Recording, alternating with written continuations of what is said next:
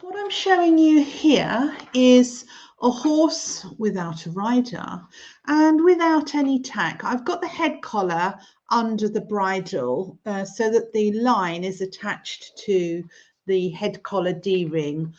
And as you can see, normal horseback movement. The spine is fluent, or the spinal movement's fluent, the scapulae are fluent. The horse almost sits down behind with each stride, and the movement from the hinds and pelvis are transmitted along and to the forelimbs. And here I've just put a figure of 8 bandage on, which is a super piece of development tack. And you can see the horse reaching with the scapulae. The spine is rotating. It's fluent.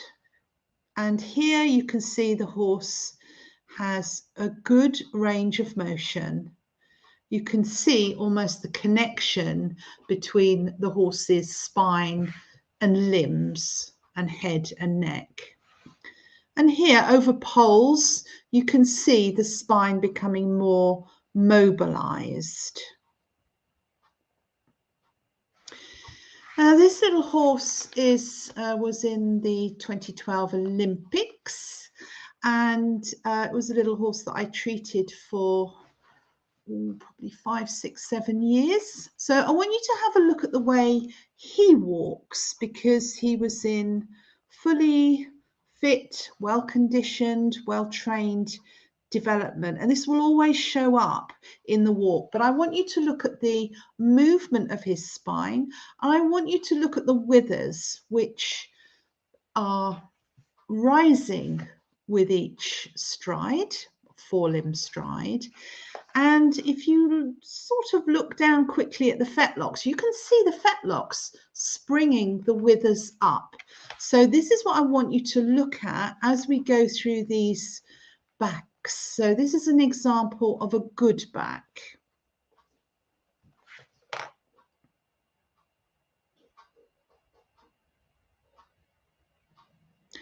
Full connection there.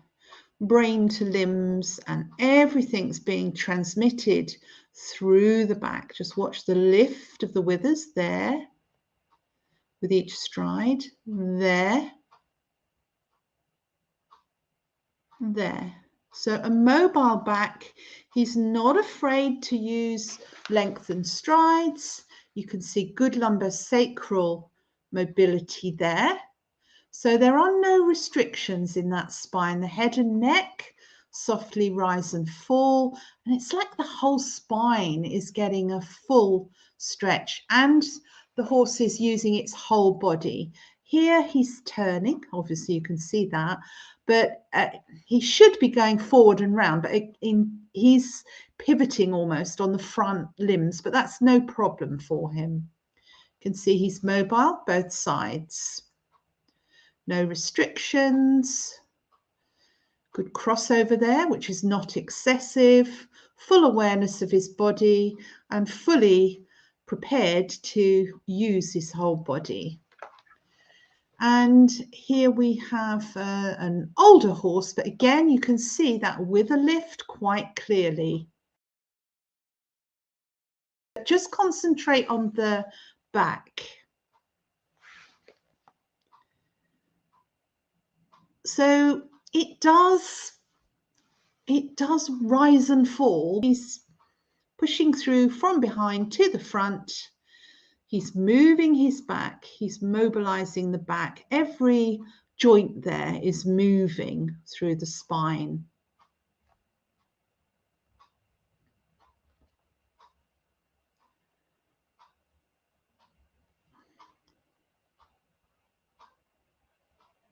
And wither movement is not looked at yet. It is getting a bit more attention, but normal equine movement should have that wither lift. It should have a softly mobile spine, and that should remains soft and mobile and with the withers lifting when the horse is being ridden, but in a lot of cases, in fact most, it's not, unfortunately. And this one, you can see that back is so restricted, and obviously there are lameness signs there through the hind limbs, and also there's some high head carriage there. That horse pony doesn't really want to use its back. Oops, he really doesn't want to use his back. He doesn't want to be on the lunge. He doesn't want to flex. He or she. Nope.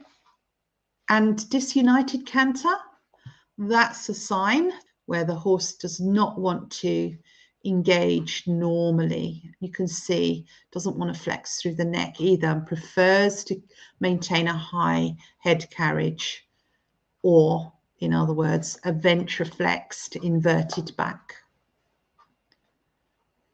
Just doesn't want to flex into the circle. Oops, there he goes again. Doesn't want to go that way either.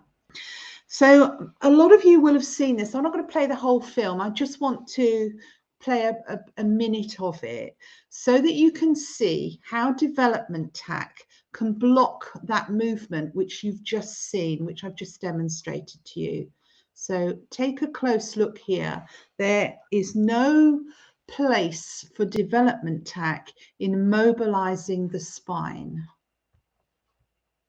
See here is that this horse has become a leg mover in this contraption. And yeah, of course it's building muscle. It's using its top line to maintain this posture. But have a look really carefully. There is no push up in this horse. All I think we're getting here is an isometric hold against the resistance of the legs propelling the horse along.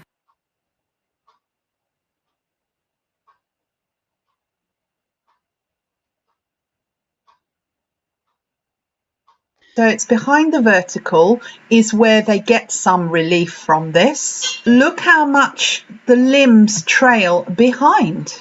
Why should this horse want to push up in front and lift through the thoracic sling?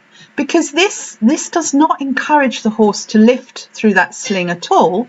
Can you see how this horse's weight is so down? The lumbar sacral joint there is blocked, restricted. Look here, nothing. The horse is compensating. Look how downhill, and it's all legs. Trotting pole, so she's going to add more resistance. And watch how it just now exaggerates the leg movement. There is nothing happening through the top line at all.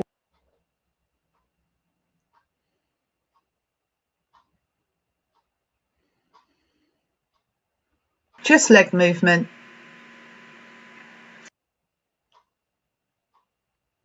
So there you can see, if you replay that, perhaps why we're seeing so many PSD, proximal suspensory issues there. Because yes, the top line's being strengthened, I don't dispute that, but for the sake of the healthy movement. So anyway, I've got the full version of that film. If you're interested and want to see it, it is on YouTube. Okay, so what we have here is this horse is about 20 and some signs of osteoarthritis. I've been looking after this horse for about 10 years. Just look at his back movement and his wither push up.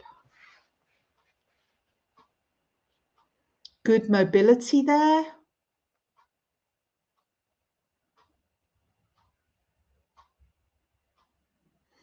Bit creaky on the turns, but you can see the fluent spinal movement.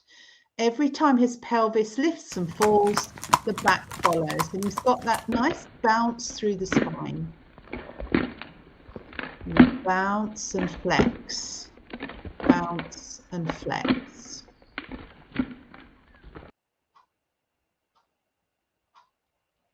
And his turn, again, it's not impressive, and he's not really going forward and round, but it's fair. He could do with a bigger circle because he's an older horse. So that's why we look at the turn.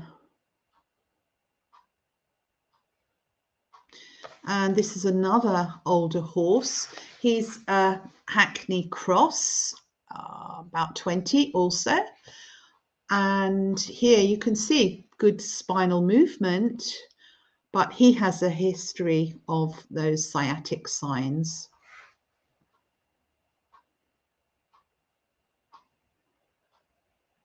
And there's still some bounce through the spine.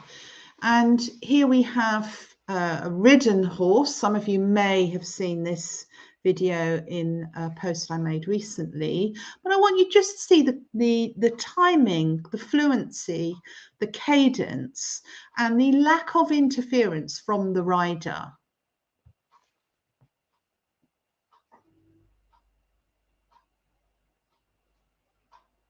So movement from the pelvis is being transmitted to the spine. This horse has no issue whatsoever in carrying this rider. And look at that with a push up. That's impressive. That is a real stretch recoil bounce there. Again, this horse is 18. And this is the horse that you just saw earlier, the one before the spotted one. And this was about 10 years ago. Again, watch the back. You can see the power he's producing from behind, transmitted through the spine. With a lift is impressive there. With no interference from the rider. Yeah, I'd like to see less bounce, but you can see him really throwing her around. And the reason I've put this in is because you've got to be so careful of where the rider puts the saddle, because the majority of them will put it up the horse's neck. So when you're checking saddle fit, or if you're checking the horse ridden, it's crucial to observe where they have put that saddle, because it's not always in the place that it should be. Too far forward means it will restrict the horse. I have no idea why they do it, but the majority of them do. Of course, this one is fine. So check the horizontal balance. And just some back movement on the treadmill. You can see how much mobility is there. And again, you can see that flexion, that bounce, elasticity through the spine. And here's another one. Can you see how they push up?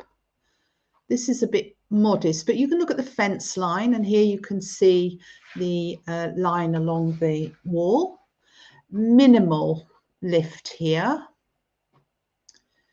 This horse had foot problems, but again, you could still see the reach of the limbs. You can see the spine following, the pelvis falling and dropping, or rising and falling, and that sit down behind. The horse is not restricted.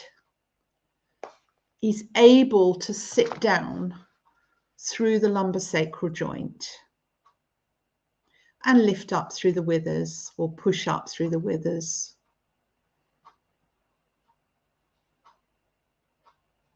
And here's him ridden. That wither lift is now blocked. You can see here. Lumbosacral, not really happening there. Makes a pretty shape, but there is just minimal lift there from a thoroughbred that should lift. Lovely light balanced rider who's stable, but unfortunately foot issues, and with a rider loading him, he's struggling there. So do look at the wither lift and the back movement without a rider, and do compare it when the rider is on board. And here with this horse, I've asked her to make a transition from walk to canter. And again, you can see the spinal movement, fluent. She's off the back to give him more freedom. And this is the slow-mo of that. And just watch the back, watch the pelvis. Up he goes. Lovely back movement there. And you just see he rises, he bounces, he's cadent. That's normal back movement. Mobile. Just a riding club type who's quite successful at dressage. I think he was about 10 here. Good reach with the front limbs. No restriction in the back. Again, we've just got that horse on a treadmill again. The horse needs to bounce through its spine. It needs to use the spine to transmit the forces from the pelvis to the front end and reach with every stride. And here what I'm showing you is the texture of the panels, because if you want to preserve, if you want to develop, if you want to develop that area where the shims are, if there are shims placed in under the saddle where it's atrophied, the saddle panels need to be almost mimicking the texture of muscles that have a very good blood supply and function. It's spongy. Those hard panels that you see in saddles are restrictive on the horse's back. So you need to get the texture just right, not too soft, otherwise the tree will be felt by the horse, but it has to almost feel like muscle, so it mirrors the texture of good muscle, of muscle that you want to develop. Allows the blood through.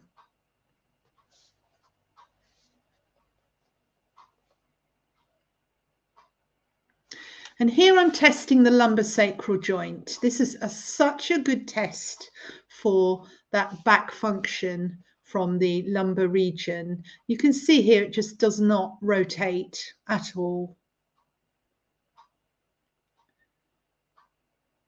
So you just lift a hind, preferably on, there's just no movement, preferably on soft ground. So just be careful. You don't need to hike the horse over for that. And for this, we've got a reflex, a lumbar sacral flexion, and this horse barely rises and then walks off. So you can use your tests to test the quality of the spinal flexion and see if it's there. It does depend on how well you do the test though, but that could be better than that. And this I'm showing you, if you have not heard before, always get behind the horse, if safe to do so, and look from above down. Better to take a picture and then look at it afterwards, but get yourself as central as you can over that spine and see how much rib is on one side, rib cage, compared with the other. So can you tell me on this horse, because he's got a very good dorsal stripe there, can you tell me if you see more rib cage showing on the right side or the left? Let's have a quick poll here. On the horse's left or right. And also you'll note those scapulae, the withers, often where they will shim, you can see they are asymmetric. What can you see? It's fairly supple, but when you see it, it's actually not as subtle in the lumbar region, especially. What have we got? Oh, we've got one answer here. The right. Yeah, anyone agree or disagree with that? So we're placing a line straight down the spine and seeing which rib cage is more pronounced, which side. Agree with the right, okay, good. Yeah, and that's fairly obvious. So I want you to think about, and this is especially important for saddle fit checking, saddle fitting, is that horses that are not symmetric through the spine, oh yeah, we're all on the right, good, good. You can see this horse would struggle turning right. So the horse is going to find it easier to flex left than right. So why would you want to beat the horse up about it?